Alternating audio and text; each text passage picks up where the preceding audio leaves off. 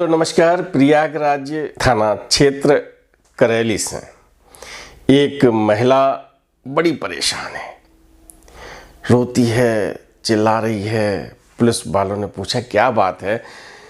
उसने बता दी भैया हमारा बेटा स्कूल गया था और पीयूष अभी तक वापस नहीं आया है। 11वीं क्लास का छात्र है, वैसे 2:30 बजे आ जाता था, रोज की तरह स्कूल गया है लेकिन अब नहीं आया है। आज पुलिस ने उसके मामले को दर्ज किया और अपनी जांच शुरू कर दी। मां कामिनी अपने बच्चों के साथ, अपने नाते रिश्तेदारों को, उस पीयूष के दोस्तों के साथ उसका पता लगाने का अपना प्रयास कर रही है। पुलिस ने कुछ टीमें गठित की और उसका पता लगाने के लिए अपनी जांच में अपने मुखबर यानी जो सूत्र हैं वो सब सक्रिय कर दिए गए। प्रयागराज का ये एक थाना क्षेत्र है, औद्योगिक नगर, और औद्योगिक क्षेत्र से एक खबर आई है कि नाले से एक धड़ मिला है, एक पोटली मिली है। करैली थाना का स्टाफ वहाँ जाता है और उस धड़ को देखता है। पुलिस की दूसरी टीम सीसीटीवी के जो कैमरे हैं उनको खंगाल रही है। अब जिस पोटली से वो धड़ मिला है उस पोटली को एक व्यक्ति स्कूटी से ले जाता हुआ दिख रहा है। अब सूत्र जैसे ही मिला कि जो धड़ मिला है उसका जो पोटली है उसके कपड़े का रंग उससे मेल खाता है, तो फिर उसकी जांच उस व्यक्ति पर केंद्रित कर दी जाती है।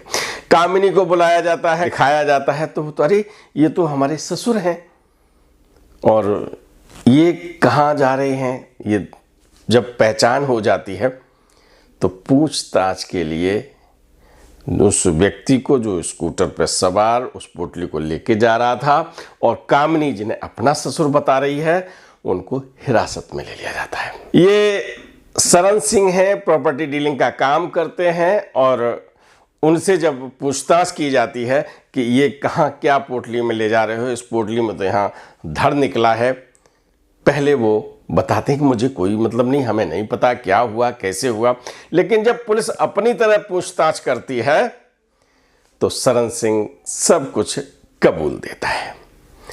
वो बताता है कि 2023 में मेरी बेटी मोहिनी सिंह ने आत्महत्या कर ली थी।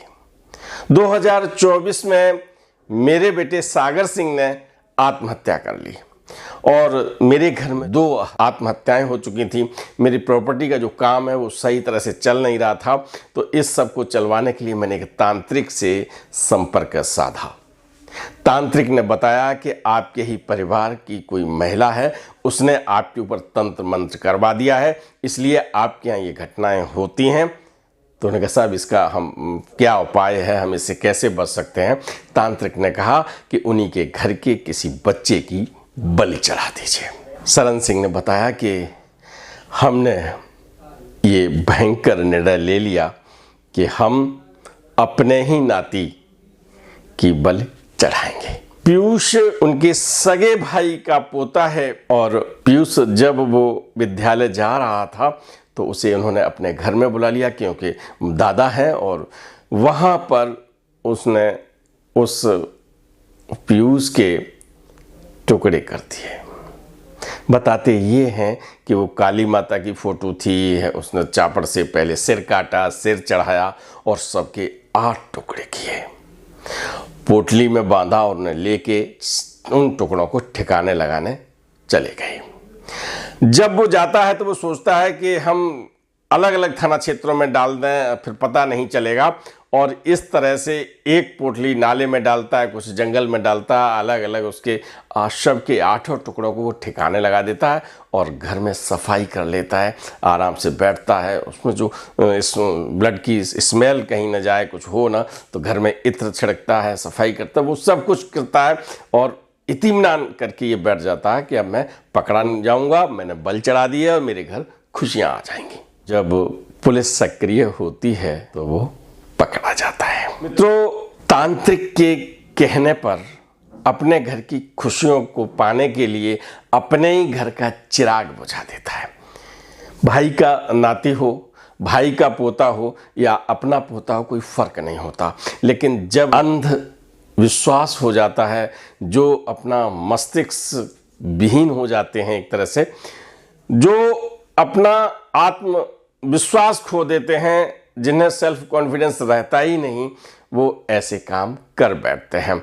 और एक दादा को अपनी खुशी पाने के लिए अपने ही पोते का कत्ल कर देता है। और जहां इंसानियत, रिश्ते तार तार होते हैं, मानवता रोती है, ऐसे कर्म करके शरण सिंह आज पुलिस की हिरासत में है, जेल भेज दिया गया है। मित्रों, पीयूष का कोई दोष नहीं है और उसे बेरहमी से जब कत्ल किया जाता है तो समाज के सामने एक यक्ष प्रश्न खड़ा होता है कि हम किसी को दुख देकर सुखी कैसे हो सकते हैं। ये कहानी मैंने इसलिए सुनाई है कि आप सावधान रहें, सतर्क रहें, और अगर कहीं संदिग्ध कुछ बात आती है तो बच्चों से बात करते रहें, उन्हें सावधान करते रहें, से आप सब सुरक्षित रहें। बड़ी दर्दनाक, दिल दहलाने वाली अपराध कथा है। इस कहानी से एक संदेश जाता है कि तांत्रिक और जो अंधविश्वासी हैं उनसे बच के रहें। समाज में यदि कहीं ऐसा कुछ होता है तो ज़रूर खुद सतर्क रखिए और लोगों को भी सतर्क रखिएगा। नमस्कार।